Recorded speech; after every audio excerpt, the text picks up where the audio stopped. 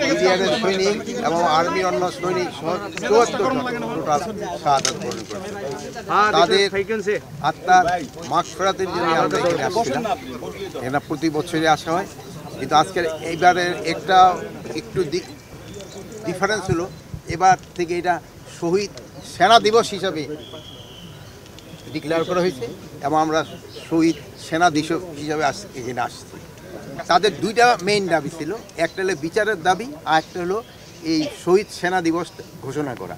তো আমরা কিন্তু শহীদ সেনা দিবস ঘোষণা করেছি এবং আজকে এই শহীদ সেনা দিবস হিসাবেই কিন্তু পালন করা হচ্ছে। আর আরেকটা দাবি ছিল যে বিচার, ওই জন্য কিন্তু আমরা কমিশন করে দিয়েছি এবং কমিশনের 24শে জানুয়ারি থেকে মনে হয় শুরু হয়েছে কমিশনের কাজ। এটা তাদের 3 মাস সময় দেওয়া হয়েছে। তাদের রিপোর্টের বেসিসে আমরা যারা দোষী সাব্যস্ত হবে তাদেরও বিচারের আওতায় নেওয়া হবে। হত্যা মামলা যাদের সাজা হয়েছিল, তারপরে বিস্ফোরক মামলার জন্য কিন্তু অনেক দিন তাদের সাজা ভোগ হওয়ার পরেও কিন্তু জেলে ছিল, কিন্তু তাদের কিন্তু অনেকেরই জামিন হয়ে গেছে। এখন আরও যদি এরকম থাকে কোর্ট পোস্ট, এটা যেহেতু আমাদের হাতে না, এরা সম্মানীয় কোর্ট যদি তাদের জামিন দিয়ে দেয়, জামিন দিয়ে দিতে হবে। সঠিক বিচার যেন হয় এই জন্যই কিন্তু একটা তদন্ত কমিশন গঠন করে। এটা কিন্তু কমিশন মানে ইনকোয়ারি কমিটি না, তদন্ত কমিশন গঠন করা হয়েছে এবং তাদের দেখবেন তাদের মর্যাদাও দিয়ে দিছে, যে সেরে অ্যাপিলেট ডিভিশনের জাজের মর্যাদা দেওয়া হয়েছে যে প্রধান, আর অন্যান্যদের কিন্তু হাইকোর্টের জাজদেরও মর্যাদা তাদের দেওয়া হয়েছে। কমিশনটা যেন সঠিকভাবে কাজ করেন এবং যারা দোষী তাদের যেন তারা ভালোভাবে করতে পারে, এই জন্য কিন্তু এটা করা হয়েছে এবং তাদের রিকমেন্ডেশনের উপরে বেস করে আমরা পরবর্তী অ্যাকশনটা নিই। গত 15 বছরের উত্তর তো আমি দিতে পারবো না। এই যে আমাকে এখন যে হারে প্রশ্ন করতে পারতেছেন, এই প্রশ্ন কি আপনারা গত 15 বছর করতে পারছেন? এই ধরনের প্রশ্ন তো আপনি করতে পারেননি। আপনারা শুনেন, আমি বলি, আপনারা তখন স্বাধীনভাবে আমাদের যে কোনো ধরনের প্রশ্ন করতে পারেন।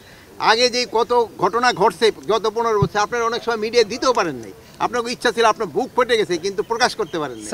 এখন তো আপনারা এটা প্রকাশ করতে পারেন। সফলতা এবং ব্যর্থতা এটা আপনারা কিন্তু আমাদের আরো বেশি দিতে পারবেন। আমরা যেইভাবে এটা সাজিয়েছি, এটা দেখে যদি কোনো জায়গায় কোনো রকমের গাফলতি আমার কর্মচারী বা আমার বাহিনীর ভিতরে থাকে, আমি তাদের আইনের আওতায় নিয়ে আসবো। এখানে কাউকেই ছাড় দেওয়া হবে না, কাউকেই কোনো, এইটা পুলিশ হোক, বিডিআর হোক, র্যাব হোক, তারপরে আনসার হোক বা কারা হোক, যারা এইটা মানে ঠিকমতো তাদের কাজ যদি কেউ না করে, তাদের আমরা আইনের আওতায় নিয়ে আসি। আপনারা কারেক্ট রিপোর্টটা দিবেন, আমাকে অনুরোধ করছি দেবেন। আগে আপনারা অনেক সময় অনেক সংবাদ দিতে পারেন নাই, বাট আপনারা এখন সংবাদ দেন, যেটা সত্যি সংবাদ ওটা দেন। অনেক সময় দেখান যে অনেক সময় কিন্তু সংবাদটা একটু এক্সাজারেট হয়ে যায়, এটা যেন না হয়। এটা হলে হয় কি মানুষের পারসেপশনটা চেঞ্জ হয়। আমি আপনাদের কাছে অনুরোধ করব, আপনারা সত্যি সংবাদ দেন এবং এই সত্যি সংবাদের বেস করে দেখেন আপনারা আমরা অ্যাকশন নেই কিনা। আপনারা যেমন ওই যে কী বলে যুগান্তর কিন্তু 2 এসপি সম্বন্ধে দেখার পরে আমরা কিন্তু সাথে সাথে তাদের অ্যাকশন নিয়েছি। আপনারা এরকম কারেক্ট অ্যাকশন সংবাদ আমাদের পরিবেশন করেন, আমরা অবশ্যই ব্যবস্থা নিই। খবরের কাগজ, নিখাত, নির্ভীক, নিরপেক্ষ।